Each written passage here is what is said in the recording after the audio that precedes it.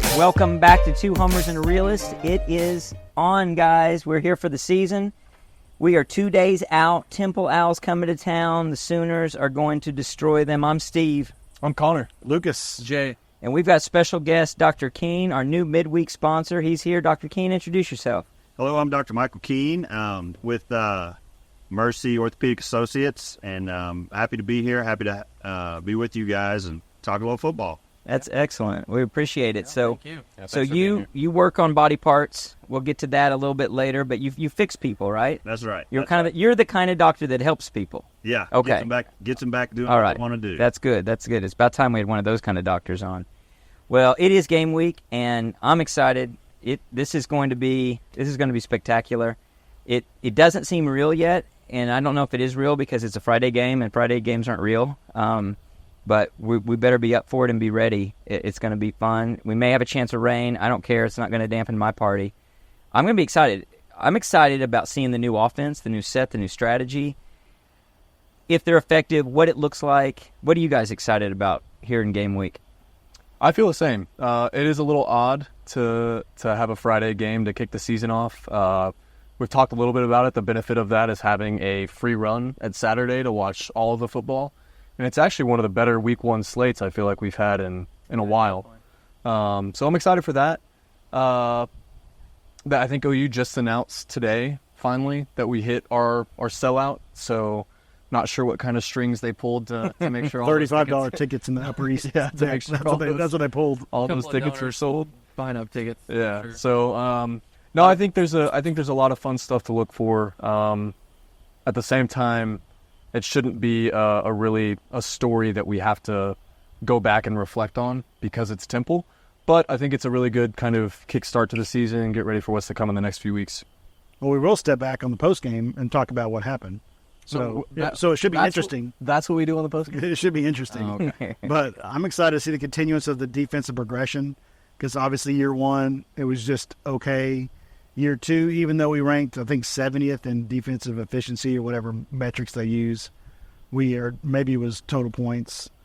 We needed to take another pretty jump. high. I don't know. We're pretty high. We were 70 on one of the numbers. It's like a total defense or something. So you need to get inside the top 30.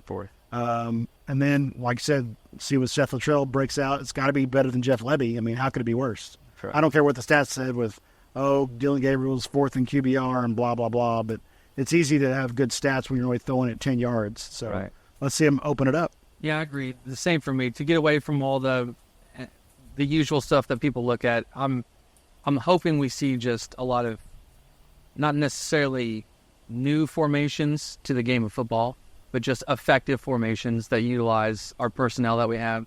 Hopefully we do a lot of downhill running, a lot of run scheme just in general. It allows Arnold to take the top off the defense because they're just tired of getting gashed for 8, 9, 10 yards of run over and over and over. Yeah. I'd like to see really just to be able to do what you want at will. Exert your will. Yeah. Be able to be completely dominant. Be able to take some chances and get some new people, so personnel as well as formations in, defensively and offensively. Just be able to experiment and feel like you're really able to feel out what you're wanting to do versus worry at all about what they're dictating. See, I think defensively it's going to be extremely vanilla. I think we're just in a 4-2-5 the whole game. I don't think we run... You don't think it'll be 3 down? I don't think we run anything special whatsoever. I bet we see a lot of 3 down. You probably don't want... I don't know how much you've shown. I know we had this question last year before the Arkansas State game, or one of those, cupcake games before. But I mean, how much do we show on either side of the ball, right? I feel like offensively, we're probably trying to find a groove because it is a new offense. You have new offensive linemen who need to really get their solid reps in.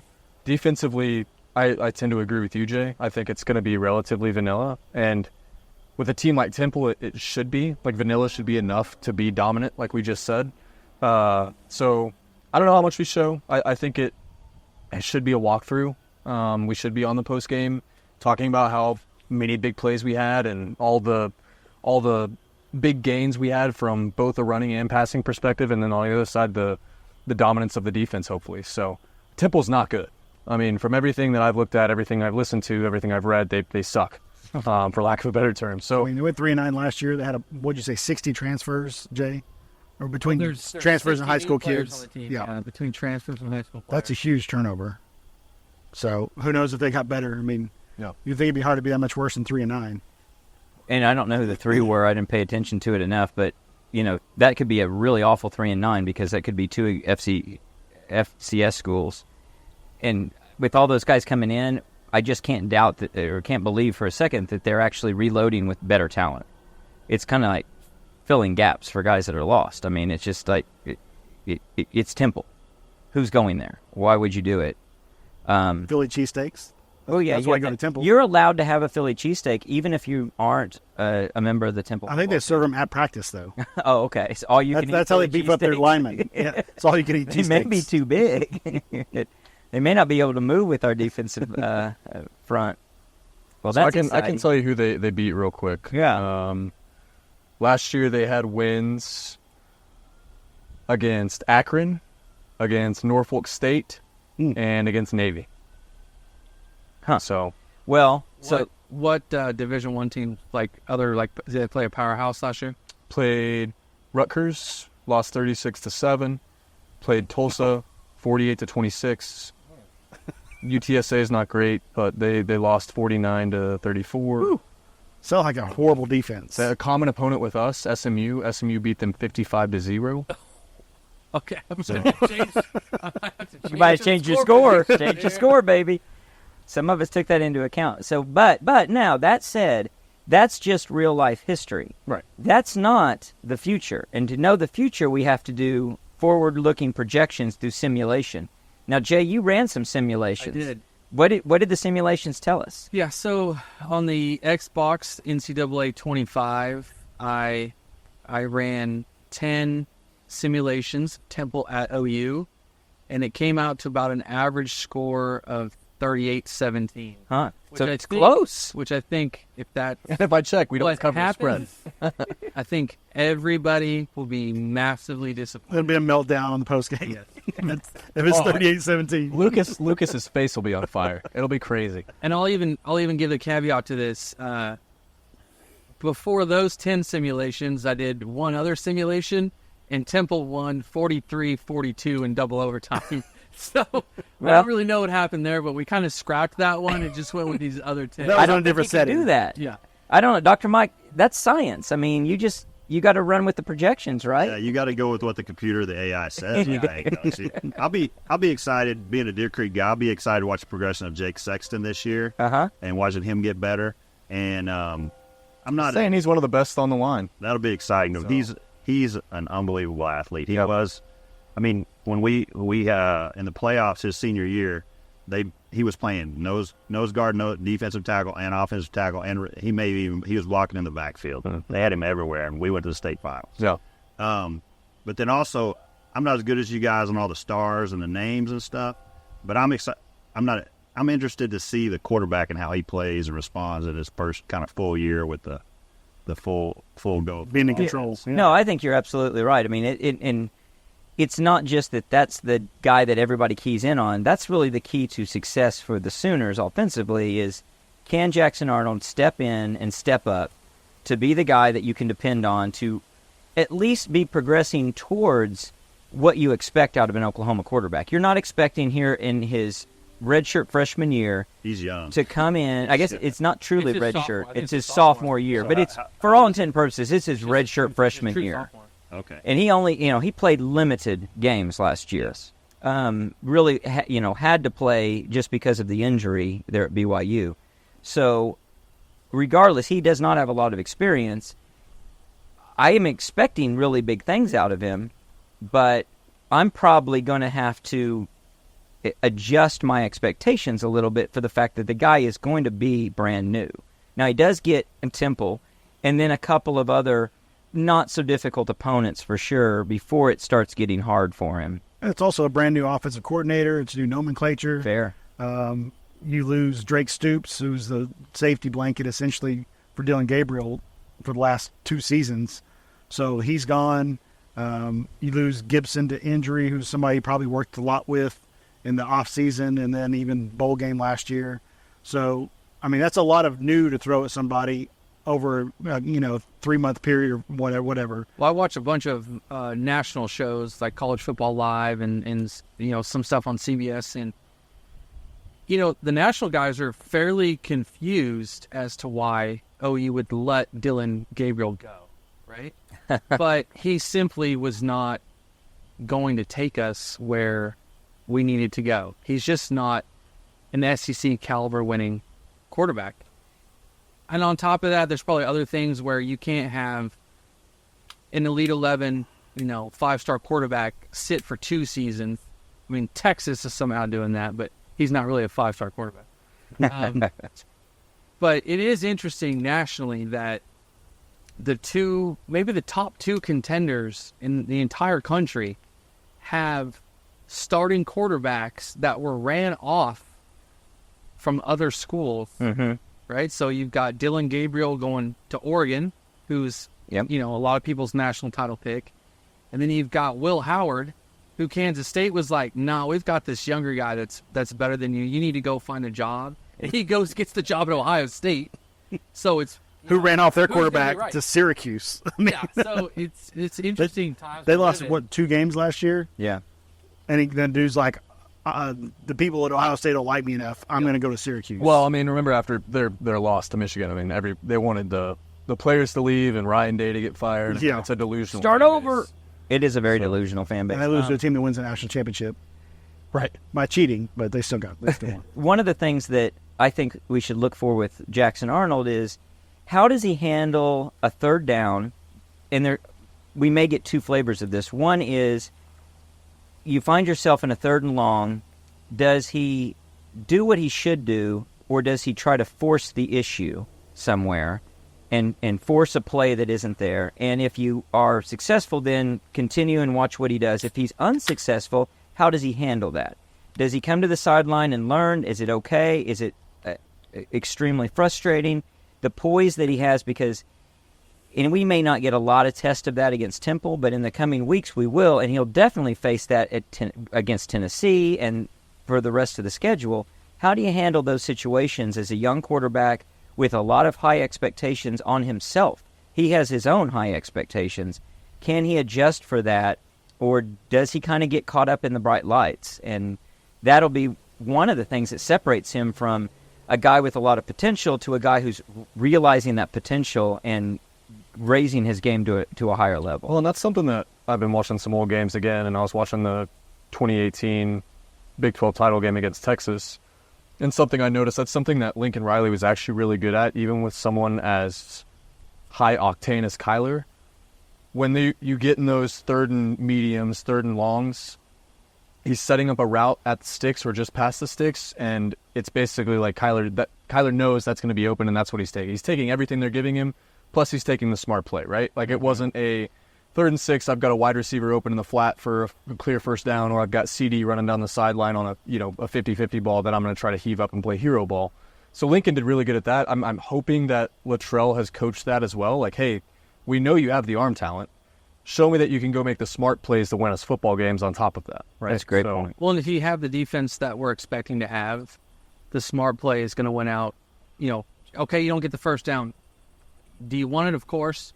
Oh, well. You don't have to take that chance. Put your defense back on the field, and you'll get the ball back soon enough. Yeah, and definitely don't force that ball across the middle and give them the ball 30 yards closer to your own end zone than what you would have with a punt. Yeah, for me, a lot of people talked about Jackson Arnold's interceptions. The two of them were just straight up bad in the Arizona game. He just did not see the linebacker, and one of them was the safety creeping up for throws over the middle. And those are very correctable. If you don't see those being corrected, then it's a huge red flag for the rest of the season. If he's trying to force a ball into a small window deep down the field and it's picked off, or it's a 50-50 ball and it's picked off, I don't really mind that much. It's just the throws where he just didn't see the coverage, didn't read the right guy, stared someone down. If he still has those early in Temple, Houston, Tulane, then we could be in for a rough season. So we had a poll question this week to that exact end, and we said Jackson Arnold had 3 interceptions against Arizona. how many games into the season will he have totaled more than 3 interceptions? And the majority answer was 4+, and that was my answer. 51% of the respondents said that. 28% said 3 games, so an interception per game in the first 3 on average. The next highest, the third highest, was 1 game, and then 2 games. So I think those 3 interceptions against Temple weren't. I don't understand that. I don't unless they're all tipped at line Yeah. of scrimmage or something weird. Did the Realist vote on the 1 game? Is that No, I voted 3. It was the Dylan I Gabriel said 4. fan. You said 3. I said 3. I said 4. I said 3. If Dylan Gabriel has more than 1 interception in these first 3 games, or Jackson sorry, Arnold. if Jackson Arnold has more than 1 interception in these first 3 games, I'm going to be pretty disappointed. Well, as much as we maligned, But it's still it's. I know what it's are they? dependent. So, like, if it's a tip ball or something like that, where it's just like, all right, like that's which tip balls and drop balls tip balls by receiver or the line, like those are iffy stats in my opinion. Anyways, I feel like they should be their own separate category. Like, to me, like over the middle where you don't see somebody, or you're trying to throw an out route late, right, and the corner jumps it. Right. Those like Dylan did those at are Kansas, to Farouk. Yes, those are the red You flags. run an in route and the receiver runs an out route. You know, and you have miscommunication. Yeah, miscommunication. you don't Well, read that's the an same- indication The of receiver both. and the quarterback aren't reading Yeah. the same As, thing. as much as we maligned Dylan Gabriel over his arm strength, we never really complained about his book smarts and being able to see the field, other than he was afraid to throw the Yeah, just fear. over the middle. He didn't throw it the middle. But Fear was a criticism. Jackson Arnold had a year behind Dylan Gabriel, sitting in the quarterback room. And then I remember when he first came in, they were hanging out together, watching film and all that. So he had a year of sitting behind him to see the cerebral aspect of being a quarterback at a top-notch university. So I expect, even though he did do a little gunslinger in the Arizona game, what he looked like at the BYU game when he came in for that second half, he was in control the whole time and looked really good. Didn't make any huge plays downfield necessarily, but he got the job done to win the game with the Billy Bowman interception pick 6. But I expect him to take that knowledge that he had working with Dylan Gabriel for the last year into account going into this season, knowing that, he went 30-6 last year.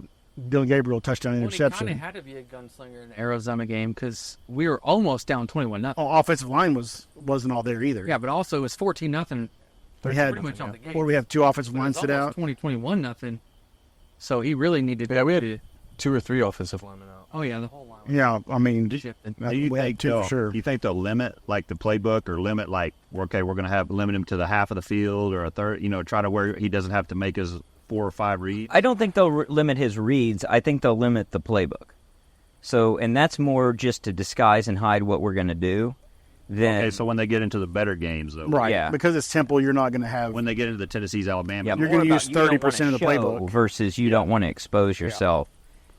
We've busted off all kinds of random stuff against Texas over the years. When you're the number one quarterback in the country and the Elite 11 winner, you can't. In this day and age, these guys they're so much more advanced than they were 20 years ago coming out of high school. There's no need to limit the playbook for these kids. And Jackson was playing at the very top level of Texas Yes. 6A football.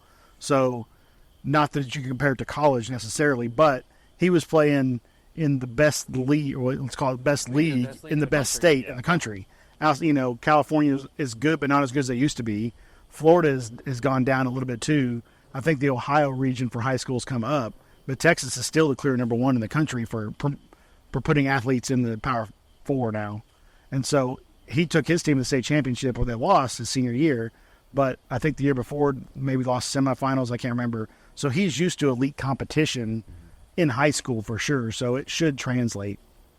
So we got a depth chart this week, and there's a lot of oars on it, as we expected. Any big surprises that jump out to you guys, or anything that is... my takeaway is, I don't know if we can take it with much more than a bit of a grain of salt, because I think there's some rewards that go into that, some prodding, some I want this guy to do better. I don't know if it's truth serum in them, exactly their true depth chart, and we'll see by who gets actual playing time. Starting is one thing, getting the depth of playing time is another. But anything that jumped out to you guys? Besides all the obvious that most people have covered, congratulations, Jaden Jackson, first true freshman defensive lineman to start since Tommy Harris in 2001. Yeah. I mean, that's a huge accolade. I'll go a little off the radar and say the thing I was probably most surprised at was Hicks listed at 15 running back. Yeah. I mean, all anyone says when they go see him is that's exactly what you want your running back to look like. He's the best combination of like size, speed, strength, and he just does everything right. Like if you lined those 5 up there, you would pick, who's the best running back here just by looking at him, and it's Hicks. In the and uniform. he's 5th. So that's just interesting to me. Maybe that's one of your deals where You're prodding him. Where And that room is just deep, right? I mean, that room, and again, I know you said, we've talked about Hicks and what his potential is and everything else, but all the stuff you hear about Taylor Tatum coming out of camp and his versatility and physicality, I think it speaks loudly to where he's at. I'm really excited. I mean, about the Sawchuck Barnes 1-2 punch again. I'm putting faith in Barnes this year. I'm hoping that he can come back to what we expected him to be. And again, Jaden Jackson starting, I think that's. I will admit, I was surprised to see him as the first string. Like, I just didn't think it happened. I thought Steve, to kind of what you alluded to initially, is kind of a reward to Terry for sticking around, sticking it out, and getting that number 1 spot. But also speaks loudly to what Jaden Jackson has done. So no big surprises other than that. I'm excited. I mean, you look at the depth chart between when Brent started and where we're at now, and it's just, I mean, unrecognizable. Yeah, it's night and day difference. It's just, yeah, I mean, you have Billy and Danny. That's about the only consistency there, and the caliber of what they were playing at then and what they're playing at now is completely different. So, I think the rotation is going to be a lot more about. Well, it depends on which position group you're looking at. I think the rotation is going to be getting guys lots of looks and snaps on defense. I think on offense it'll be more about we got to figure out really where the gel is and who is the 5 who can come together and work as a unit. And that's my guess is that's where the question marks remain. The others are more like, let's just give guys reps and let's see what they can do and let them explode off the ball and get a chance to have a big play. Yeah, these first 3 games for the offensive line are it's like open competition. It's who's going to do it, and maybe it's not even, it probably more so needs to be the first 2 games. Like, you don't want to go into Tulane and not really know who your 5 guys are. You're 2 weeks out from Tennessee at that point. You don't want to be hoping you figure it out against Tulane. You have to hope this gives you some indication of that and then validate it next week against Houston and really have that, I think, cohesion that we've lacked in the past. I mean, Houston's technically a Power 4 team now. Yeah, The Big 12. I wasn't going to get into it too much, but yeah, everyone's just kind of looking past Houston as just this easy pushover game. I mean, it's a Big 12 opponent. Yeah. And they just got a really good coach to come in. I know they lost some players, but they probably should have beat Texas last year. Right. They were, was it maybe a 4th and goal or maybe a little bit more than 4th and goal from winning that game? So I don't know why everyone's overlooked that game like it's just It's a trap another game. tune-up. It's a trap risk game. Houston's beat us before. You were at that game. I was. Was that 2016? 2016. Yeah. Somebody over there thought he could run the 40. It was looking good. I was looking sub 4.5 before the hammy pull. So do you think that really had a big impact on the way we played that game, and then we end up losing to Ohio State? Yeah, I think the team saw me out there. They felt bad. Yeah. Justin has always been proud of his 40 time. Even though there's no actual proof. There's no record in the 40. in his mind. So we've known each other 15 years plus, and I think he's raced doctors in the parking lot before. That's right. Wow. He's Is he undefeated? Did you beat DJ or no? No, we've never actually raced. They never No, he did not. No, I thought they talked about it quite a bit. You were definitely Coop's dad. I see where it all They goes. talked about it quite a bit. You want to race? No, it was funny because awesome. originally, early on, my 40 time, Just talking about 40 time Just on for- skates or your 40 time just all for running? fun. 40 yards or 40? Just for fun was 4.6, and as I aged, it actually got faster, which doesn't normally happen. Right. So I've actually improved from a 4.6 now. Well, That's all the hockey without skating. stretching. So, well, that before we get to some predictions and some hot takes, let's talk about Dr. Kiehn, tell us a little bit more about your history. Tell us about your involvement with sports and sports medicine. You obviously work on a lot of different patients, but some of them are athletes. So give us some flavor for that. Yeah, thanks. Well, so I went to medical school at OU, so I guess I'm a little bit part of this crew. But went to undergraduate at Oklahoma State. Where? Where? Oh, undergraduate at Oklahoma State. Oh, is that a 4-year institution? Yes, it is. Okay. Yes, it is. I'm the one that Googled you that solved your problem a while ago. Oh, that's right. Yeah. That's right. Just kidding. And so I was at Emory doing my orthopedic residency. We took care of Georgia Tech while I was out there. Coach O'Leary was the coach then. And then I did my fellowship at the University of Miami.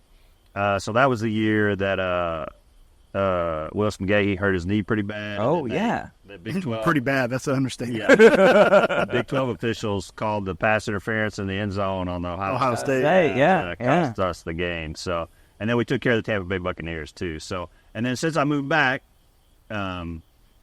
we take care of a bunch of high schools, small colleges like Southwestern, Southern Nazarene, Northwestern. Take care of Deer Creek High School, Piedmont High School, all the Putnam City schools. And that's probably my passion is high school football. I love it. That's what I love the most. Just being out there on Friday night with the crowds and stuff. How long have you been doing that now in the high school level? High schools for 20 plus years. Have you seen, is there any trend that's emerged in terms of fewer injuries, more injuries, a different composition of injury? Well, and I was talking to the defense coordinator. I had lunch with him from Deer Creek a couple weeks ago, and he said they coach totally different. And there's not the old school stuff of drinking out of the PVC pipe and right. yelling and stuff like that. And then they really teach proper tackling now. And they don't hit a lot in practice, but they really teach them proper tackling, head to the side, head up, whatever, you see a lot with those they have those rolling donuts, the kind of the robot donuts or whatever that they tackle, but they really teach proper that's the biggest thing I've seen. I've seen it in NFL to college to high school is just the way the game is taught to keep players safe. And keep them getting hurt. You just don't see the crackback blocks anymore. You have the blindside blocks. They're taking those out of the game, which I think has made the game safer and allowed, it'll allow longevity to the game, I think. Is it smarter, better football too? Is the level of instruction at a higher level? Very sophisticated, and it's it's trickled down, from the different nomenclature, the different sets, analytics. It's just it's pretty impressive. Well, that's good to hear, obviously, on a number of levels. So you work on shoulders, you work on knees. Yes.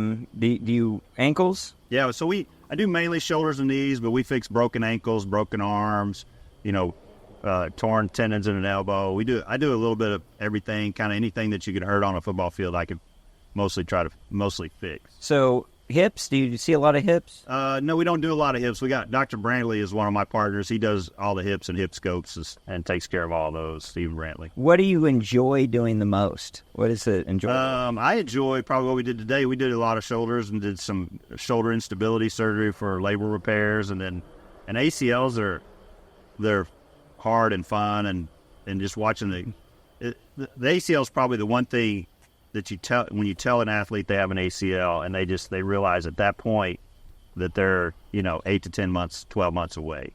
And that's probably what we see the most of, where we have to kind of talk to them and let them, you got to coach them through that whole time.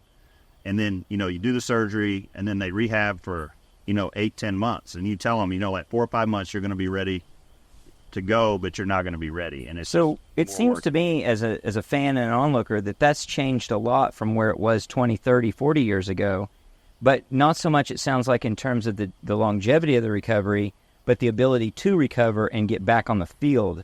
That's correct. It used to be a career-ending injury. That's correct. But the sports science has changed. So it still takes a certain amount of time for a tendon or ligament to heal, but the way they get you back as far as strengthening your muscles, strengthen the muscles around, strengthen the whole body, strengthen your core, the way we do everything from that first week post-op until they're back on the field week, month 8 or 10, the sports science that is kind of blown up. So as someone who is himself quite the athlete, as everyone here is, and in my extremely late 20s, what should I be doing to prevent injury when I'm out doing exercise and such? What can I do to help my joints and help? What type? Is there a strength I should be looking for? So the thing we tell most people is that everybody at this table is we're not 21. None of us are 21 anymore. Well, he's pretty close. He is 20. So Yeah. I wish. we're not 21 anymore, and we don't heal like we did when we were 21. So flexibility is a key. Core strengthening is a key, and just strengthening aerobic conditioning. Biggest thing is another big thing is to stay away from a lot of medium to high impact activity, because that puts a lot of stress on your joints, backs, hips, knees. So medium to high activity, like if someone goes and runs 3 miles, where they walk every day for 2 miles, that's medium to high impact. So it's okay to do that stuff, but that you don't want that to be your sole thing you do all the time. Is it better running on a treadmill than running down the street? It's better. But still, it's high impact. Gotcha. The ground, it has a little cushion to it, Yeah. and the ground's moving underneath you, but it's still high impact. So when it comes to running, would you recommend, and this is an extreme choice set, and maybe you would say don't look at it that way, but don't run as your exercise. Run in terms of running, jogging, the 1, 2, 3 mile, which is a slower pace, or the intermittent sprinting as a technique in terms of exercise. Would you recommend one of those 3 over the others? So the best exercise regimen would be strength training. So weights, doing weights is very important, especially as we get older. Aerobic conditioning, running, bicycling, elliptical, interval training, like you're talking about rest sprint. Rest sprint is good to do. You got to make sure you're stretched pretty good first, Jay. Right. Or you pull something, your groin or hammy or whatever. Sounds like an excuse. Yeah, probably would. No, the entire remember back the of my picture. leg was black and blue, and luckily there was no one sitting directly in front of us, so I could keep my leg straight. Because if I went to flex my leg to bend it down, it would start cramping up. So for 4 hours in Houston, as we're freaking losing, I'm having to keep my leg straight because it's going to cramp up the whole time. But those are the best. Those are the best things. That's good. That's really good. Well, again, we appreciate having you on the pod and your insight. That is really good. really Thanks for helpful. having me. Yeah, Appreciate seriously. it. I hope I can come back again. Oh, yeah. please do. Please do. Well, we're going to rotate into some talk of prediction. We've got a lot of stuff to cover there. Buckle up. I'm get going to real. be doing some heavy duty writing down of these predictions, because we're not just talking this stuff. We're going to come back and see how we did. I've got mine documented in You got all the documentation ready, a huh? Word file. If you Nice. need to just send it. Did you pull it up on your calendar? The Excel spreadsheet. Oh, there are multiple Excel spreadsheets. You're making fun of me for having a calendar, yet I'm the one who has my stuff done. This Yeah. is just as good as your little spreadsheet you have over there. Well, we'll see about that.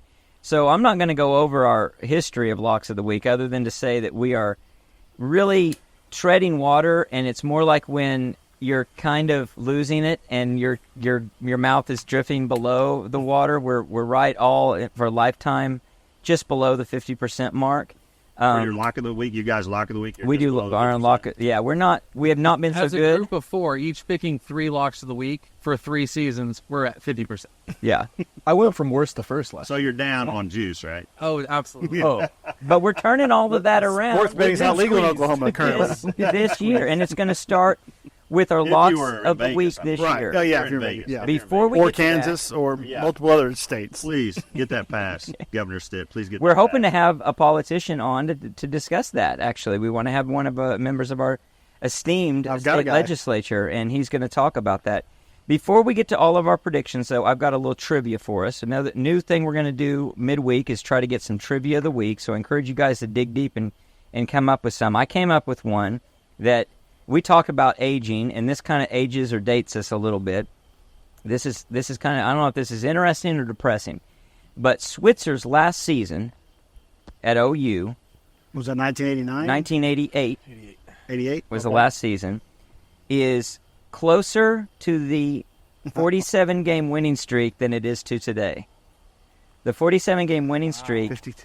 started in 53. Yeah, we're further And away. so it's actually, it's 1 year further away today, Wow. right? So that doesn't seem real, but that's kind of the glimpse of history. When I was a kid, 47 games ago, the 47-game winning streak, the Bud Wilkinson era, which obviously was before my time, before I was alive, seemed like such ancient history.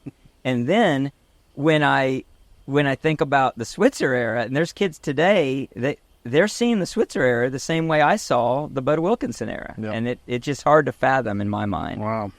Well, let's get to some locks of the week, and this is going to be interesting. I want us to start off 12-0. We got a new part of this year, and so let's dive right into the locks of the week.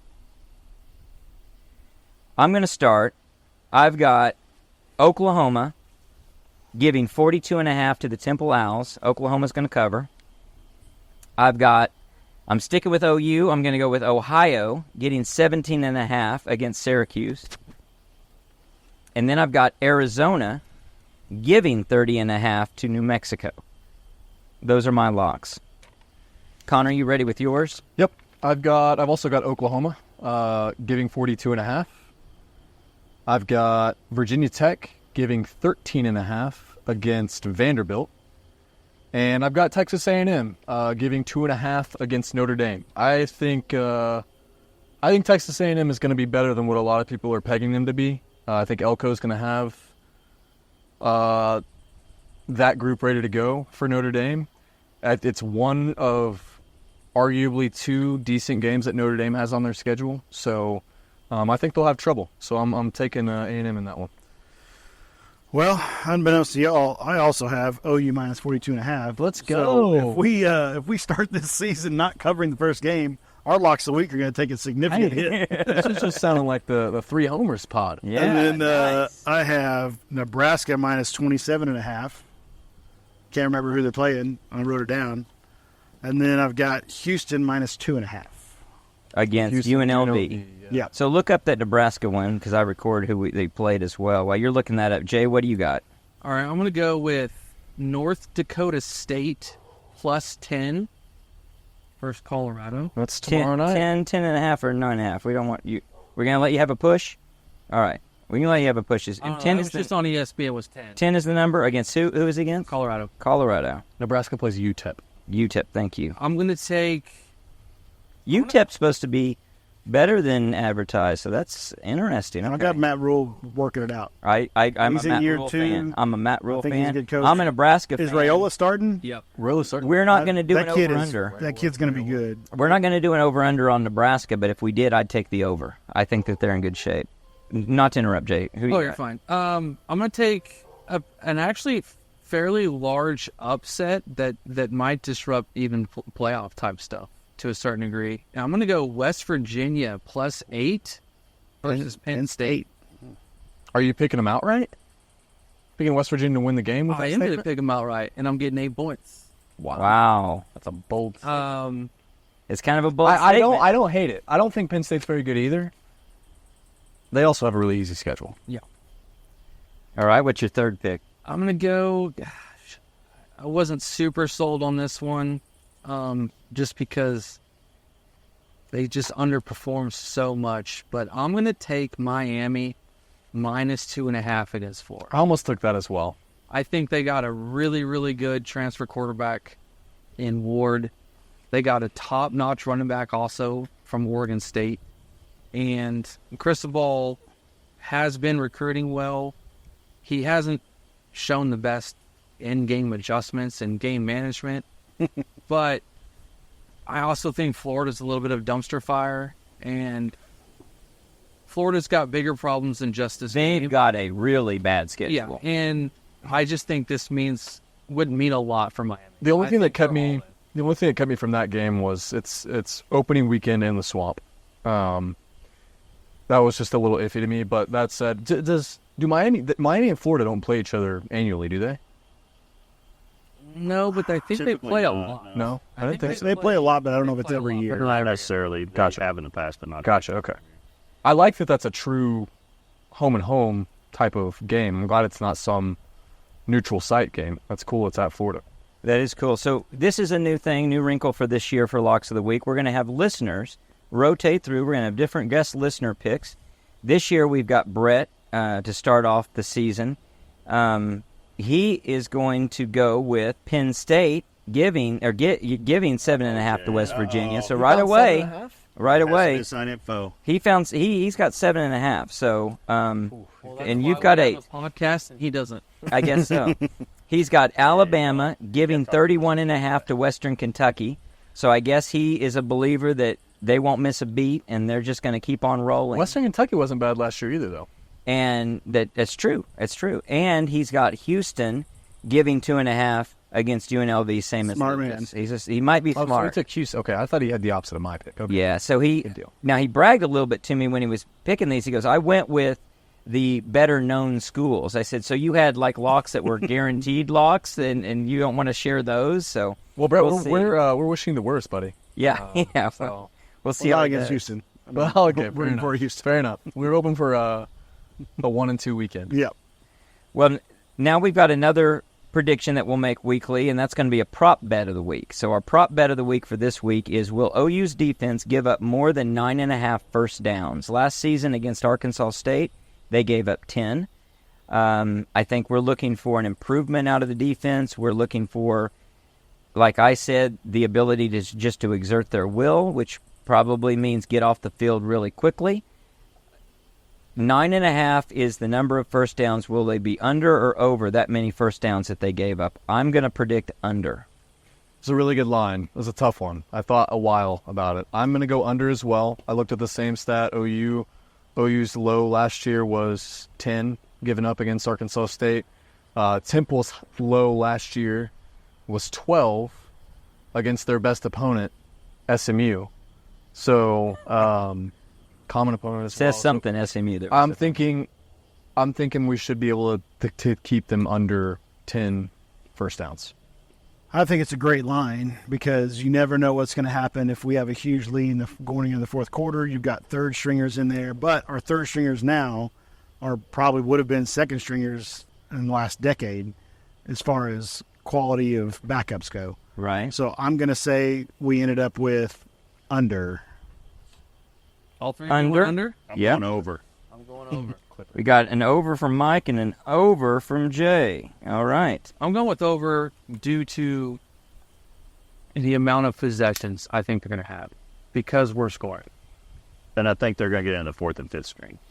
And I think that's a really good point and something that might come to doom that line. I thought about making the prop bet for the first 3 quarters, but then I thought, well, let's just make it for a full game and let's not try to get too cute about how we make this prediction. Although the real measure will be probably the first 3 quarters before the real depths of third string and fourth string guys start getting in there. And, it just takes one guy out of position to give up an extra first down and kind of blow this. But the same thing could have been said last year against Arkansas State, and our defense was not as good as what it is now, Right. depth-wise as well. So Depth-wise, for sure. I mean, I think that's where a lot of mine was rooted in is once you get into the lower portion of the depth chart, you're still seeing very productive guys potentially against a team like Temple. And also it's a bit of homerism coming up. So, Well, the next thing that we need to cover is going to be the more in-depth over-unders and predicting the playoff teams. And admittedly, which is very difficult. it's very difficult and a bit of a crapshoot. As I got into it, But I nailed it. I was really troubled by, one, I picked my over-unders, and then I felt the wrath of you guys, not with just my over-unders, but when you started to say, wait a second, how can you have them making the playoff and you've got them under? I started going down that route, and I was like, man, you just need to go with what you think. To me, So it's they a don't bit have of to a- be- they don't That's have to be right. No, correlated. they could be a They don't have to be hedge. correlated. I got a little hedge going on, and so I'm hedging between the two. So let's start working our way down through these, and we're going to go kind of Just rapid vertically. fire. Yeah.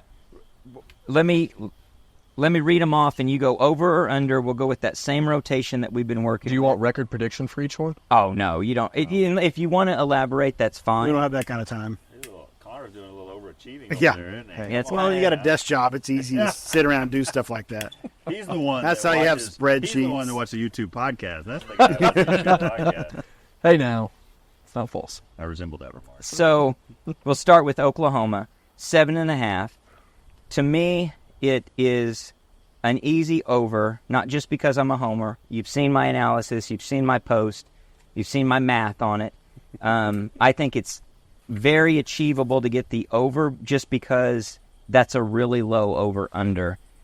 I'll be pretty disappointed if we don't hit it, but we'll see. I'm surprised because that line opened at 7.5, in January or February, whenever that first. Never moved. And it never moved. I would have thought there would have been more money bet on the over with that low of a total. It's the easiest pick on the sheet. I think so, too. I agree. It's an easy over. What was the record last year? 10-2. We're 10-3. Bowl games. Yeah, so it's just regular season. We barely lost to you guys and barely lost to Kansas. Yeah. Well, we didn't really lose OSU. Seems like Pass interference, no call. Other one, please don't. Drake Stoops gets tackled in the end zone. Please stop. We've already done it. We've When the already ball done is this tonight. five feet away from him. We don't need to relive it. Yeah, let's just end it. What do you think? I think over. Yeah, I think that I agree with what Connor says. That seems like an easy number to pick. You know the schedule? Yeah. Basically? Okay. So you're over, Connor. I'm over. Over. Over for Alabama Lucas. home, Tennessee home. 3 homers. Ole Miss away. Auburn away. Auburn away. South Carolina home. South Carolina home. LSU away. LSU away, Missouri away. Ole Miss. So, Jay, what are you saying? Are you taking the Come on, under? Jay. I'm taking the over. Okay. I say over. Yeah. Over across the board. All right, Texas, 10.5. I say under. I think that there is 10.5 is a really big number. If it were 9.5, I think it'd be a really, really tough call. I mean, it's just 2 games. It's just 2 games, and a lot can happen. We're one of them. I'm taking the under, Connor. Under. 9-3. Lucas. Under. Jay. Under. Chime in, Dr. Mike, anytime you got You said anything. 10? 10.5. 10.5. So they lose 2 games, they're under. Yeah, I go under on that one. Georgia, 10.5. Very difficult schedule. I take under. And it doesn't count like a conference championship game? No. Correct. Nope, just regular season. I thought about taking the under, and then I thought it was Georgia, and I have them at the over. I've got under because of the schedule. Under. Yes. Ohio State, 10.5. I have under. Again, 10.5 is a tough number to hit. I had the same consideration I did for Georgia. I'm going over. I've got over. Over. I'm They the odd lose man one out game. there. I think they lose one game as well. And I They're think by they- far the most talented team. They are very Big Ten. talented. Except the quarterback. Just in general. Except the Except quarterback. at quarterback. Will Howard's their quarterback. But I think they'll be smart enough to control the clock. Their defense is really good. I don't see them giving up a bunch of points. And as bad as I think Will Howard can be, I think the run game makes up for his lack of He pushing also the ball can be downfield. smart, though. And he is a was good runner with the He's ball. a good runner. He was coached at Kansas State. He's a good runner with the ball. So if it comes to a 3rd and 5 and he doesn't see what he likes, he can pick that up with his feet. Yep. Yeah. Is Michigan, how many people in Michigan have back this year? They lost like They lost a bunch of guys.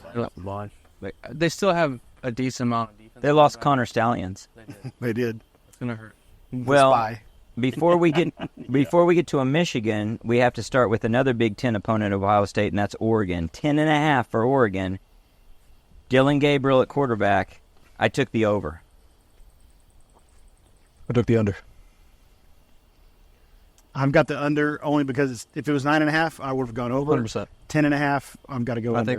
think they go 10. I think they can lose 2 games. I got over. This is Finally, some this is agreement. Good. Alabama, 9.5. I am not sold. It's tough to replace a legend. It's tough to instill in a completely new regime, new schemes at offense and defense, replacing players. I've got the under. I've got the under. Under. Yep. Under. Yeah, coaches don't leave if they're full of talent and got a good team coming back. Ole Miss, 9.5. Lesher Bob Stoops. Especially Bob Stoops. I take the over, 9.5 for Ole Miss. I think Ole Miss is going to disappoint this year, not greatly. Again, another weird line. I think if it's at 8.5, I definitely go over. But I took the under here. I think they go 9-3. I went with over. I think Jackson Dart can be really good. I went under. I think the same with Connor. I think nine wins is there. It's Ole Miss. It's just like they're a perennial 8-9 win team. They went 10-2 last year. I know, but like, again, outlier. We talked about Notre Dame and the difficulty of their schedule, the fact that it's bookended, barbelled. They got a tough beginning and a tough end, supposedly. 10.5. I'm going to take the under. I took the over. I've got them going 11-1, and again, I have a note to the side that says super easy schedule. So, yeah, I'm thinking they're going to. Yeah, you did take your lock of the week. I did. Hold They're on. one loss. They're one loss. Okay. It's gonna be Okay. This week. All right. That was another where the number was just absolutely perfect because I could see him going 11-1. I could see him going 10-2. Yep. I went with the under because I'm not sold on Marcus Freeman. I went under. I think they probably lose bookend games. Michigan, 8.5. And all of their losses and their pending, maybe probationary threat, I've got them at over. Over 8.5. I think they're good enough to overcome that. I've got them at over as well. I think they're going to outperform the expectations that have kind of been put on them after all those departures we just talked about. I'm at over also. Agreed. Another unanimous one, not many of these. Penn State, 9.5. I have them over. Over. Man, Easy schedule again. the schedule's easy, but Franklin is just an overrated coach. But I also have them over. What is it? Penn State. Penn State, Penn 9.5. 9.5. They can lose 2 games. I'll go over. Florida State, with asterisks, I adjusted it for the fact they've already lost 1. They're down to 8.5.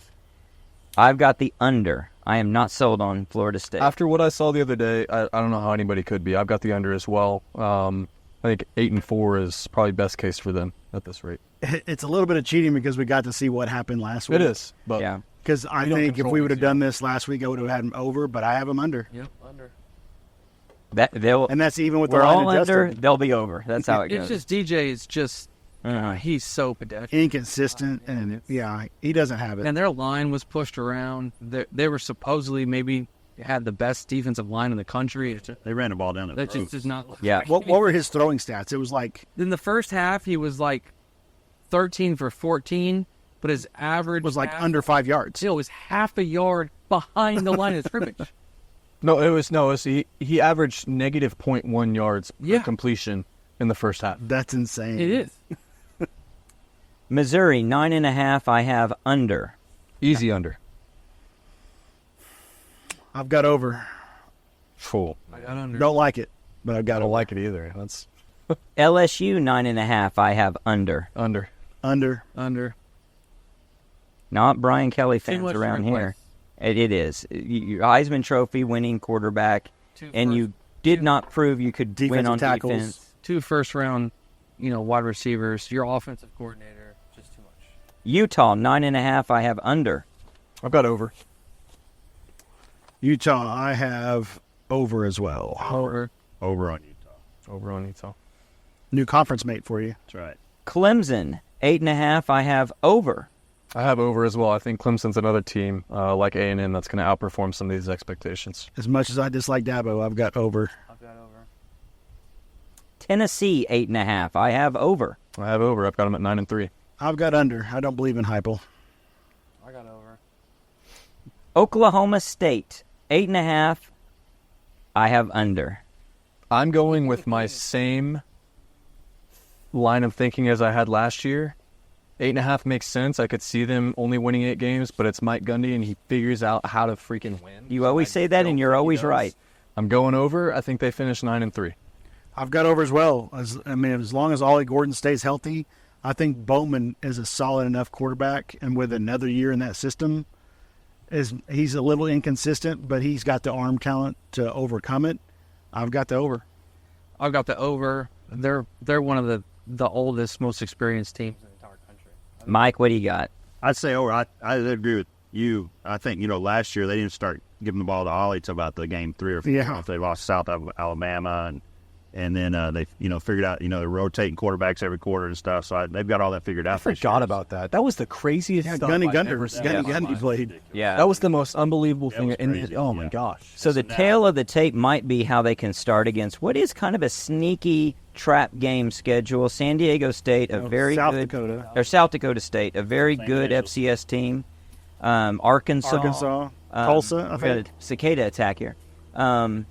very difficult. And then you get into the meat of the Big 12, and it's hard to know. It is just hard to know. And they play Utah early, so I was just telling Justin. They open up with Utah conference play. And when I always think when you play someone early, it's a little bit of a crapshoot. All right, last in this list, USC 7.5. I have under, and I'm trying to not go with my heart. I'm trying to go with my brain, and I really do think that they are extremely limited because of the difficulty of the schedule, what they have to work with. They are trying to break in a new defensive coordinator, which might work. I don't know, but it remains to be seen if they've even touched a weight. You talked about the importance of weight training before. They don't do it at USC under Lincoln Riley. No, they do Pilates. They do Pilates, Yep. a lot of Pilates. Tybo. They took our Tybo. the Tybo with conditioning Tybo. coach that Lincoln brought in when he took over here. He took him with him to USC. Uh-huh. And Tebow and Tybo they had a player this past year T-shirt. transfer to, I don't know, maybe Michigan State or something.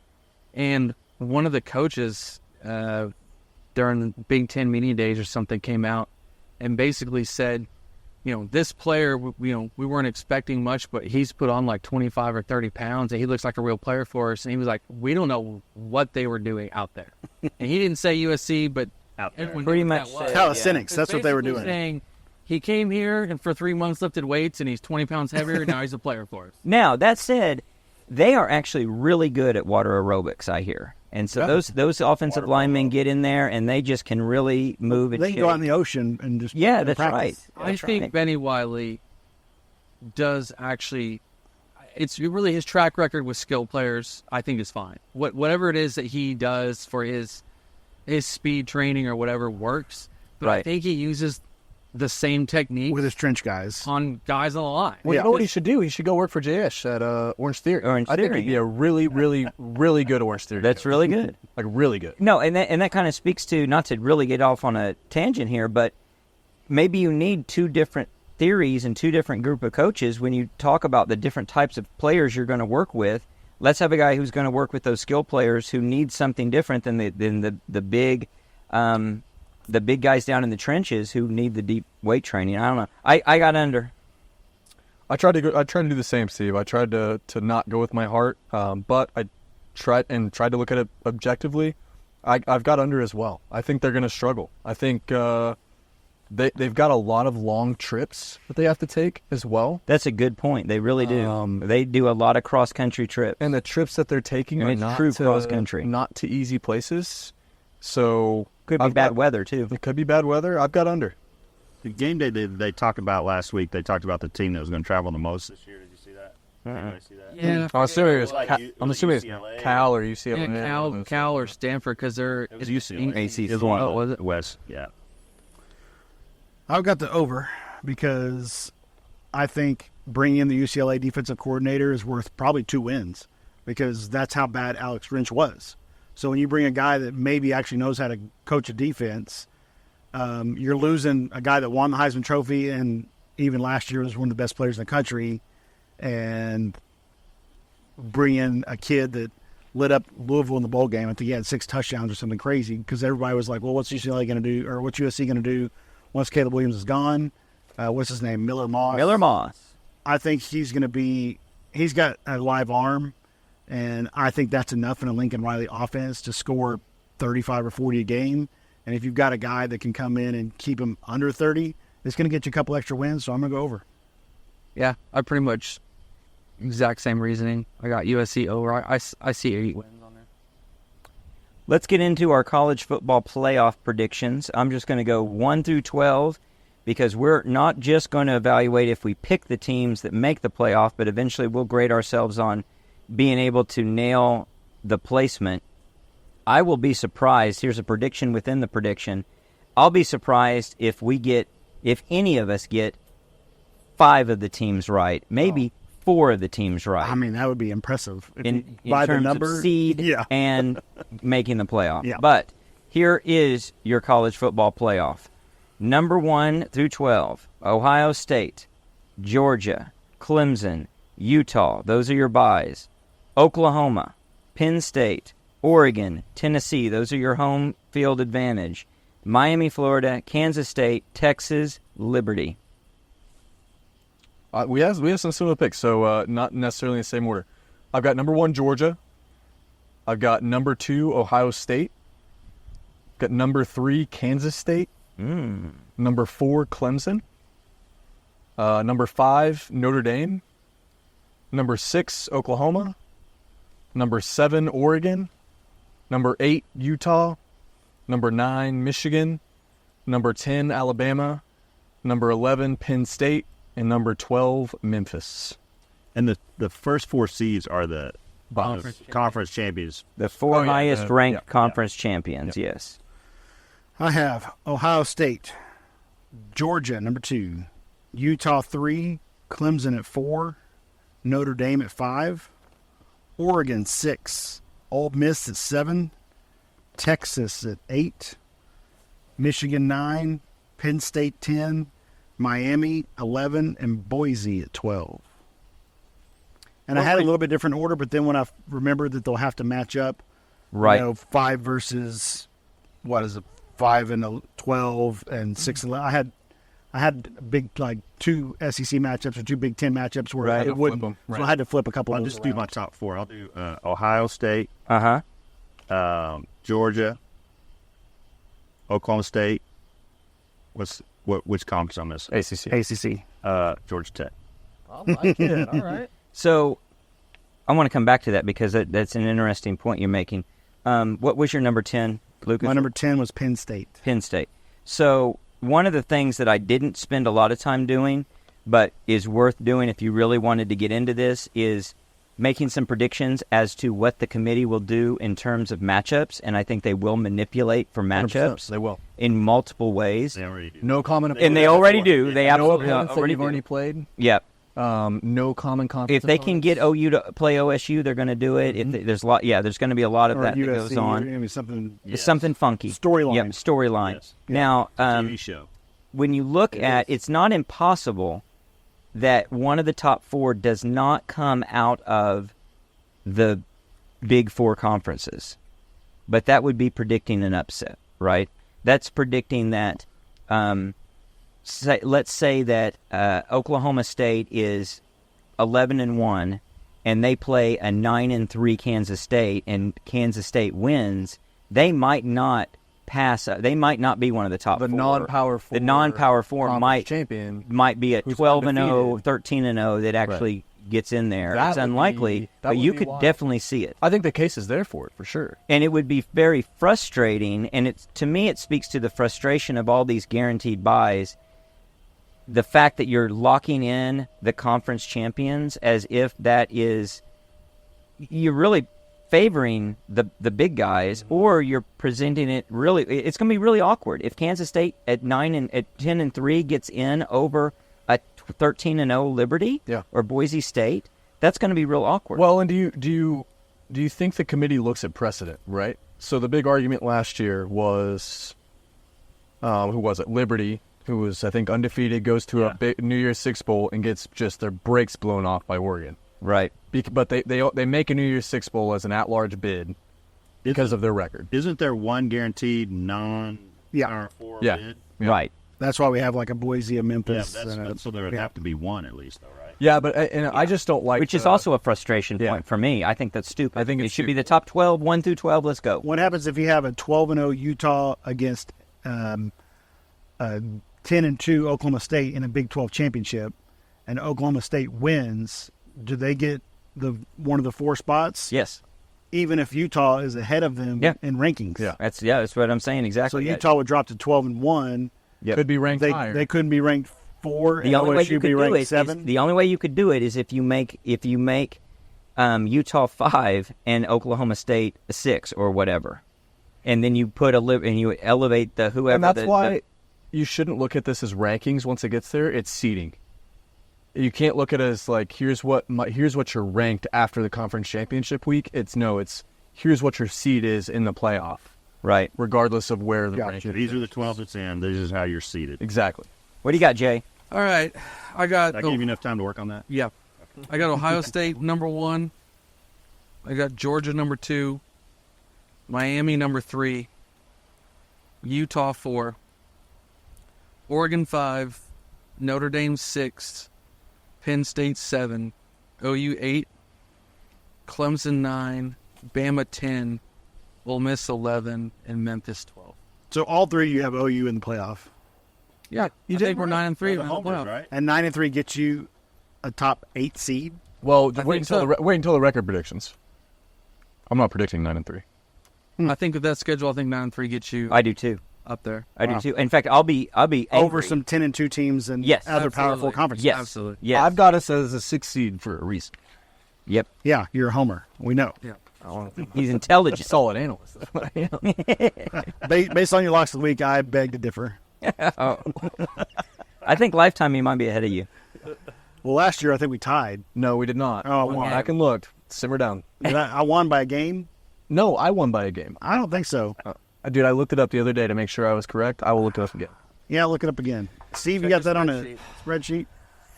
I think Why I happen going to, into yes, the I going do. into the bowl You games, make me feel like I'm talking to my wife right now. I picked a 'cause team I'm like, I opposite- don't want to have to spend time proving you wrong. I picked the team opposite you, I hope and it she's caused not a me to jump. listener. No, I promise. Okay. It was So- within a game, It was within a game. You lost. but by I thought I won. Yeah, by it was a within a game, but lifetime. All right, here we go. I'm not going lifetime. I'm going All right, last year. 2023. We're not going to talk about my record. Okay, 2023. Connor, 29 and 23. Lucas, 28 and 24. So one game. 56 versus 54. Gotcha. There you go.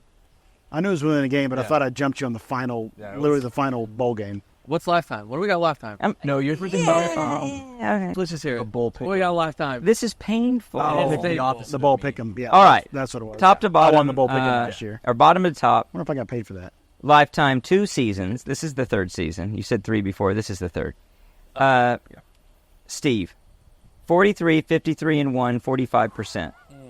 Jay, 46, 51, 47%. Lucas, 47, 50, 48%. Connor, 48, 49, 49%. We are horrible. We've been sandbagging Stick so to that your we day can job, really. guys. Stick to your day job. Yeah. It's a good thing sports betting is not legal. Our Thanks, listeners Governor are- Stitt. our Thank you, Governor listeners Stitt, for not being illegal right now. We All will you get have for to it. do is just Fade us, fade us. and you're guaranteed Put money. in the money. We do have a listener that does that in Kansas. He'll be one of our weekly picks. Great. We'll get Yeah, it. He's a great job, listener. He's You going know to be what one he'll of our probably picks. do? Mike will probably say, pencil in whoever you guys pick, consensus the alternative. Yeah. All right, so All right. what else do we have to cover? We've got OU record and the score for this upcoming game.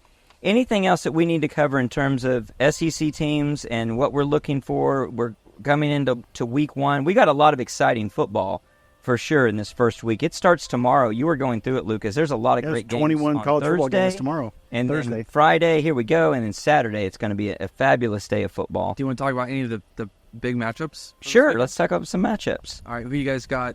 USC, LSU in Vegas. I like LSU. I think that the physicality is going to be difficult for USC and the growing pains. But like you guys were saying, I'm with you. I'm not totally sold on LSU either. So it actually is a pretty good line at, 4.5 or something? Yeah. I think that makes sense. Yeah, that was a tough game for me to pick as well. I think I did land on it's just picking outright winner. I think I picked LSU in that. Again, very tough game. I think it'll be an entertaining game. That's cool. It's the only game on Sunday, so all eyes on Lincoln Riley. But yeah, I've got LSU in it. I'll be in New York. I don't know if I get a chance to watch that or not. Are you performing or are you just watching? Draft Kiehn. No, I think you can. I'm going on a little trip. So Sunday night, I'm free. I don't know what my plans are, but I'll try to be around on TV to watch some of the game at least. Find a cool I can see bar. that. I can Find see a that fun going bar either to be way. there. I picked LSU, but I can see it going either way. Yeah, I could too. I think I'm 4.5. 4.5. I think I'm going to go USC. Ooh. I don't really believe in Lincoln, but I do believe in him getting this much time for a game plan. Yeah. And This is the game he tried to get out of. Let's remember that. This- Yeah, that is true. LSU. Did he really? Yes. LSU's defense was, Grinch level bad. Well, and apparently they haven't got much better. Right. And I do think Lincoln will be able to carve them up. They have some incredible skill players still. Maybe maybe the best player in the country. I'm not Now sure. Branch is probably That kid is he's a top 3 receiver, and he's a And- sophomore. Yeah, and with a little bit of improved defense, like you said, but mostly, as you alluded to, Steve, you just don't lose your Heisman quarterback, your offensive coordinator, first-round wide receivers. And switch Well, defensive both teams lost I their just don't- Heisman Trophy winner quarterback. That's true. And they both lost their Heisman Trophy winning quarterback Yeah. and both lost their defensive But coordinator. Yeah. they didn't lose their offensive coordinator at USC. That is true. So That'll be a fun game. You got A&M Notre Dame. Again, I kind of spoke to that one. I think A&M's going to outperform some expectations. It'll be a fun one to watch too. I hate both those teams. It's a weird if that game could end in both teams losing, I'd be so happy. I don't hate Notre Dame the way I used It's to. Colts versus Really? Catholics. Uh-uh. I think that's a great point. I don't respect them the way I used to. Definitely So, don't. I think it Maybe that goes I hand think in that hand. I do exactly. They're not the threat they used to be. So, I think you said it earlier. You don't believe in Marcus Freeman. Yeah, I'm not sold on him. Not sold on him. Yeah. I'm not either. I think this is a pretty pivotal year for him. I think the schedule sets up pretty nicely for him. I also think that opening up with A&M is probably not. Where is that game at? Is it a neutral site? no, it's at College Station. It's at College Station. Is it? Yeah, That makes a difference. Is it? I think that game's neutral site. I don't think so. Notre Dame has 2 neutral site games. Is One it- somewhere and then is it one not in in Dallas? Philadelphia. I thought it was at College Station. Let me Look that up. take a. Who does Georgia play? It's Clemson? Clemson. Yeah. So for me, for that That's Notre a fun game. the Notre Dame game, I think they got a really good quarterback from Duke, which also just happened to be the coach Forgot they that had. took over A&M. Yeah. So that was his quarterback. So I think in one way he'll know, Don't know the what he does deficiencies. good and doesn't do good. Yeah. But you could also say the same thing about the quarterback because he knows his defense inside out because he had to go against it every week. Wait, so the Duke quarterback's at Notre Dame. Yes. The Duke coach is at A&M. Yes. Okay. So they're each going to know what they're good at and not good at, That game is at Kyle Field. Yeah. Which even Wow. gives me more premise to take. which A&M. is pivotal. I would have easily picked Notre Dame had they not had some offensive line injuries. So not only did their starting left tackle go down, but their backup left tackle went down. So there's like a true freshman left tackle and like a freshman left guard. And A&M still has dudes on the line. So there could just be a ton of heat coming his way. And the crowd will play into it. Yeah, but Notre Dame does have a really good defense, and Connor Weigman, I think he's a pretty good quarterback. But Wiggum. I don't know. It could be pretty low scoring. I lean. Is it Wiggum? I think it's Wiggum. Man. Is his dad a cop? On The Simpsons. Oh, yeah. I lean A&M at home. Chief Wiggum, yeah. But I actually think, I think Notre Dame loses their first and last game of the season. Any other notable It is ones Weigman. I apologize. that stand out that you I don't guys know have? about Clemson. I do too. I don't know. They've got the Riley brother, right? At second-year offensive coordinator. They've got Last year- we've got no transfers. no transfers because he's not a portal guy, right? Last year they extremely underperformed for bringing in, what he did with the TCU offense seemed to be, Lincoln-esque, right? Just revolutionary. You thought he would go out to Clemson, and they had a big stud 5-star recruit. It was a at dud. quarterback. Yeah, and it just did not work. I don't think Klubnik was what everybody thought he was going to be, and maybe it's just some freshmen. I don't know. He may have started enough games after coming in for DJ to be a sophomore last year, Yeah. but looked like either freshman growing pains or a sophomore slump. Definitely underperformed the expectations for what I think Clemson needed him to be. But And- they're going to field a great defense. And Georgia's got to be slightly down. I mean, they can't just keep doing what they're I doing. feel like we always say that, and I feel like it's never true. yeah. I mean, they reload. They They're- definitely they're reload, reloaders. but you can still be down Yeah. a little from your reload. I think it'll be a better game. I think it'll be a pretty good game. I really do. I mean, 13 I think and a it'll half be points is a lot. Yeah, It's a lot of Yeah, I almost chose Clemson getting that just because neutral site, like that's in Atlanta, I It's think, Atlanta. right? Yeah, so that's That's a not real That's not neutral. really neutral. South Carolina being right there is not bad. I mean, Clemson travels well, so Be a lot of Bulldogs. there'll be a lot of Bulldogs. I mean, Georgia's played enough games in that stadium that it's practically a home basically- game. Yeah. I mean, between playoffs and SEC championships, they've probably played in that stadium 5 times in the last 4 years. It'll be interesting. It's tough to keep focus. It's tough to get your players engaged, and Saban was a master of it. Not many have been able to do that, and you talk about coming off of national championship years, national championship contending years. They should be hungry a little bit from what happened to them last year by not being in the playoff. Would they go 12-1 last year? And then Undefeated, and then lost in the SEC championship. and then destroyed Florida And State the Bama in that game was weird game. Literally neck and neck. And I think Georgia absolutely would have won the national championship. Oh yeah, Yeah. I think so too. I think it's also. I mean, you just think it's week 1, right? Like it's going to be weird seeing one of those two teams who have been relative power. On Georgia definitely, but Clemson even relative powerhouses the last, decade. It's going to be weird seeing one of those teams Almost decade, not quite. Yeah. be 0-1. Be 0-1 after week 1. And believe it or not, Clemson is just not Clemson since Venables left. I believe it. Do you think the off the field stuff at Georgia affects them at all? I think they promote it. Yeah. It's like, dude, if you're not, They just give those guys keys, and they just do whatever the heck they want. You've seen those. who's on the list this week? You see those memes where you call for your Uber and you see it's a Georgia player. You're like, oh, I'll take a different car. Well, you guys have the sheet. Any other games that stand out to you to talk about? Give me what you guys think about the Oklahoma State San Diego State game. So you gotcha. Yeah, I got you. South Dakota State. I would be worried. I would be I'm worried. worried. I don't think it's fun at all. I think it's a no-win It's situation. a terrible 9.5. opening game. It's Terrible. I think opening it's game. good you have them coming down from the nice, cool weather in South Dakota to a nice little crispy 1 o'clock. 1 o'clock game in Stillwater. Everything I've heard too. I mean, it sounds like people around Stillwater are pretty amped up for the season. I mean, it sounds like there's a They actually sold out for the first time. yeah. in I'll chalk it up. Really? They I'll sold out chalk the it whole up season. It was sold out last to year. OU the lead. season tickets. Yeah. I thought I saw this was the first year they'd ever sold out every season ticket I thought it available. was last year, but I may have been. So, whoa, you're saying every season ticket available? They not sold the all entire their- stadium. All their allotment for season tickets Right. they sold out I think it this was year. last year, but I'm not. Their allotment is not 100% of the stadium. Right. Right. That is the game. That's a top 3 game that I'm excited to watch on Saturday. Yeah, I mean, they're going. South Dakota's going for a three-peat national championship. Right. I mean, and it's a fifth-year starting quarterback. And they've circled this game as we're the Absolutely. next Appalachian State. Yes. Let's do it. Yep. And that's going to be, but that should also have, it should have Oklahoma State's attention. Did I should see have that their they've won like 25 games in a row or something like that?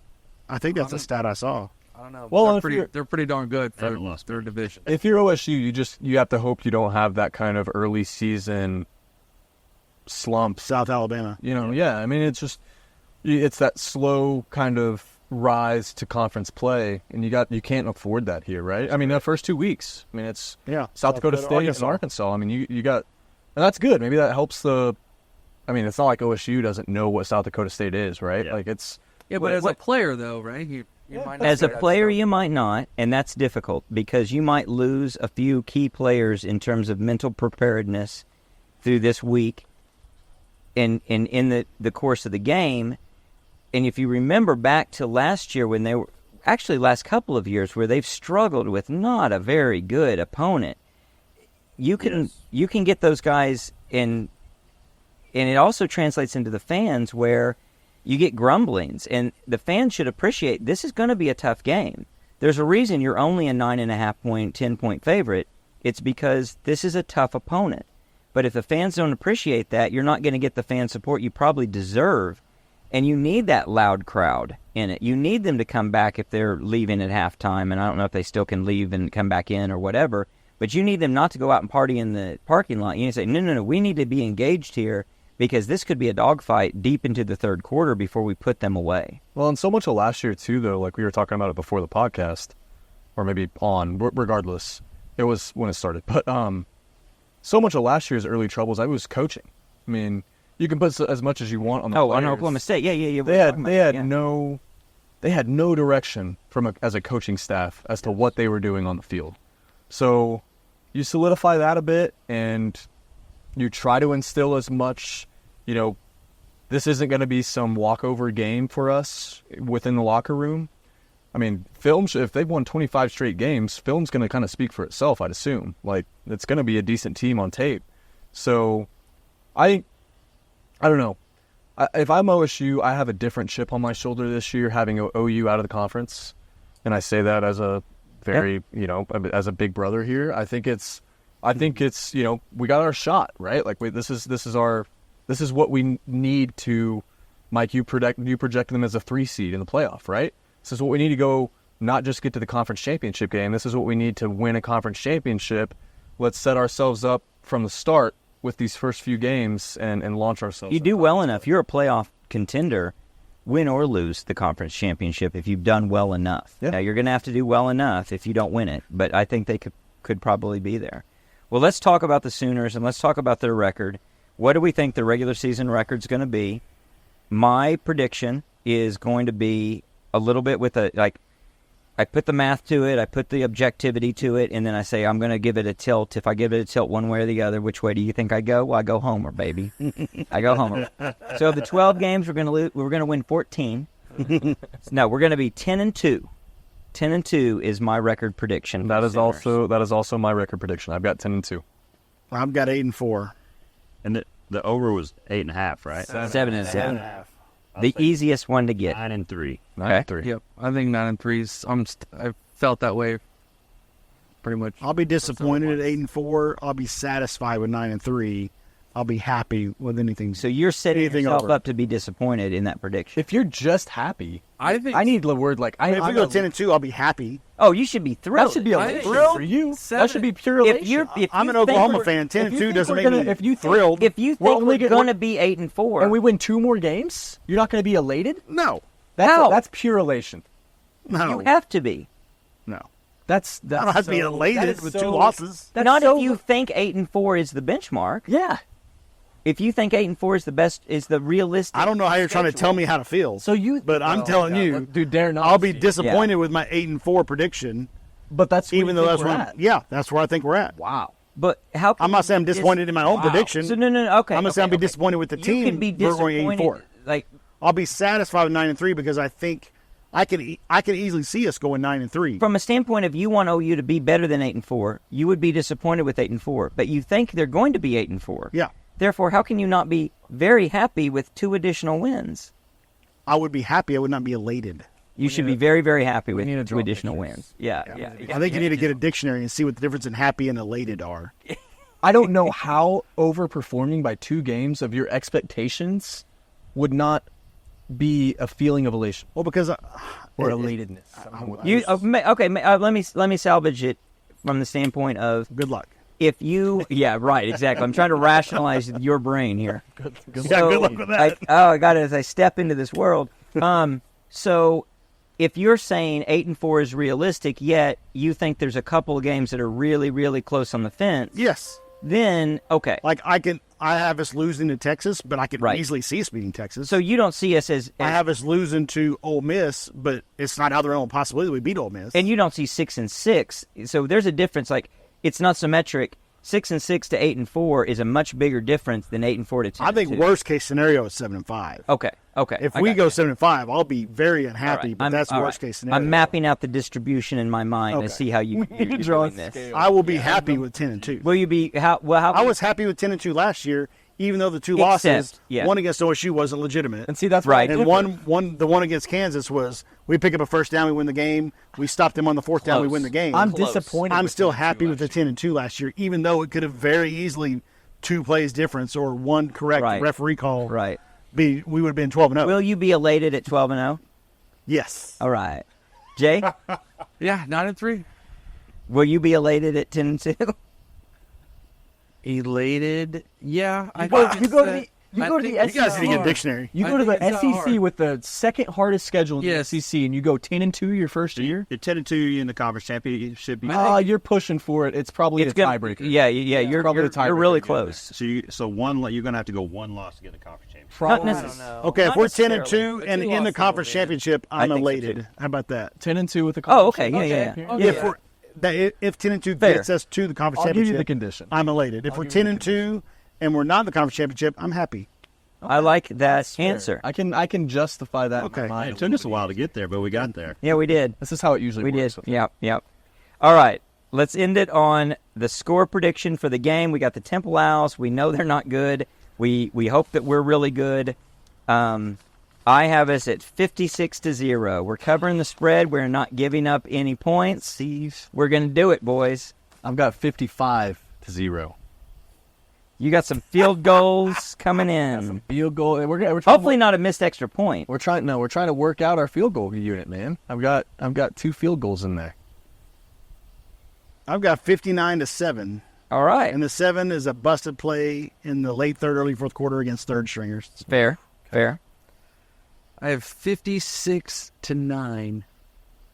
To 9. 3 field goals. We're a bend but don't break. No Defense, safeties. regardless Just of who's 3 in it. field goals. 63-10. 63-10. I like it. Okay. I like it. And That's I tell you the school, truth, That's an old school score right there. I That's like Texas. that. That's the early 2000s And- Texas game score.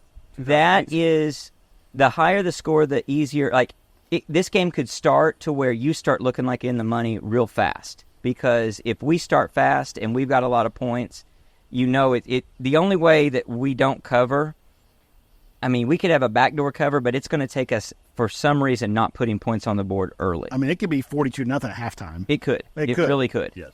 It could be 24-3 at halftime, and then you're stretching Yep. to get to that to cover 42 and a And half. then I'm mad. Yeah. I think I'd be a little pissed too. 24 points. Well, in we're a going to half. be doing Not good halftime tweets or whatever they're calling them Hey, now. so they're the 5G is supposed to be enhanced this year in the for stadium. AT&T. Yep. So more people can get on it. So if we could do Nice. a halftime video Oh, and being able to get that up, that would be awesome. pretty legit. Well, I'm So bringing the be mics. looking out for I'll it. bring in the All right, mics. be looking out. What's for it. the third quarter going into the fourth quarter Toby Keith song? It's going to be a new tradition. How do we feel about that I'm good with it. for every game? Yeah.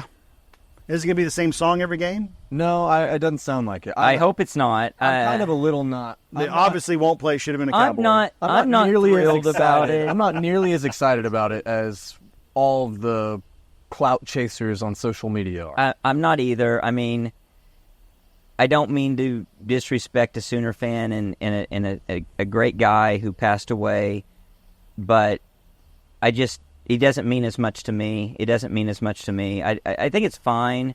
I'm just not like thrilled. Like, wow, we're really doing this thing. Well, when they normally do pick one of these 3 songs from these random bands to play in between third and fourth quarter by texting this AT&T number. I agree. Who cares? I agree. So if we get a Toby Keith song for every one of those spots, Yeah. then They need to why quit not? giving choice to the fans because the fans are either olds or they're stupid. And secondly, Or the drunk college outside kids. outside of this group here. Speaking for yourself, I'm not an old.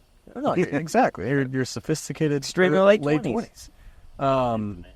I just kind of think about if we're in the Tennessee game, it's a 24-20 game going into the fourth quarter, Red and Solo Cup. we're down, and they play Red Solo Cup, or they play something. I'm just like It's not a it's not a builder. It's not a builder. It's kind of a party song. It depends on what the It's song is. No, Dude, they have like doesn't 15 depend. albums or something. There's It doesn't gonna be, depend. I don't on know the if there's song. that There's gonna many. be plenty to choose I from. don't think there's that many in the Toby Keith. Oh, New York State, they Oh, played yeah. Friends and Garth Brooks. Yeah. Garth Brooks, and it gets the crowd. The crowd gets going. Pretty Yeah, good. I would I'm actually gonna say hold my tongue there. I'm going to actually say that's also an example of where I think it's bad because that's not the kind of song you want to let's go and let's finish this game. But they don't base the current thing off that. Like, I don't care about an Olivia Rodrigo song in between the third and fourth quarter. That doesn't get me amped up. Agreed. But So let's use a Toby Keith song who was a lifelong But OU that's a fan. knock on the OU, whoever's running the sound and the music. It's like, hey, what do we need right now? It's not like what I are the guess- fans- What, you went Don't Stop Believing if we're down by No, 7 I in want some Tennessee? freaking ridiculous Two rap Chainz or songs, something. like hey, Now, get my players. I there. guess what I want, and this could work with Toby Keith, is I want the whole atmosphere to be really not as if we've finished the game, but the fact that we are going in, and obviously, hopefully at Temple the game is over at the third quarter, but what I want it to be is more of now we're going to really finish the game. And that is an atmosphere thing. It's fireworks, it's the smoke, it's the It's the light timing, show. it's the light show. It needs to be something that is get up, get as enthused as you were in the first quarter, and let's finish strong as a crowd to finish strong as a team. I think what they're shooting for is they want to use a song that everybody knows. They'll probably put the lyrics up there. They want the fans singing the song when currently it's your choice of these 3 songs, and it's Sure. it's I know. it's That's a Patience low bar, by though. Guns That's N' a low Roses, bar. or it's some random song that Yeah, doesn't have anything to do with I agree. getting hyped up. I agree, So but that's let's a do low- it. That's See, to me, we're different types of fans. So for me, it's game dependent.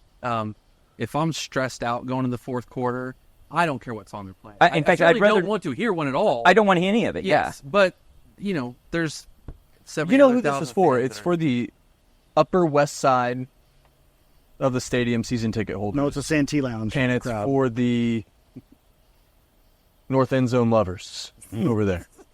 That's who it's for. It is who it's for. And Yeah. I'm not going to use the word that I want to use for those type of people, but that's who it's for. So, to me, I guess what I would relate it to analogy-wise is I don't want it to be the wave. And we start the wave, that's a and the great wave starts. It's like, sit down and cheer for the game and be paying attention to what's going on. People are looking to the side to see when the wave turn is coming, and you're not going to go watching up the and game. not watching the game. Don't do the wave. Don't engage with the game, and let's stick to being as focused as we want the team to be. And my fear is this is something that distracts rather than intensifies. What I hope it is like a half of the song, like right when the third quarter starts. No, it's going to be in between third and fourth. Or, sorry, right when the fourth quarter, like in between the third, like right after the third quarter ends, they just break into the song and Yeah. just start playing it. And then after that, you get the cool light show with everything else Right. for the latter half. I And think let's that's what go. they're planning on. And I'm let's hoping do that's it. what it is. And atmosphere-wise, that would be awesome. I'm probably being overcritical of it. You are.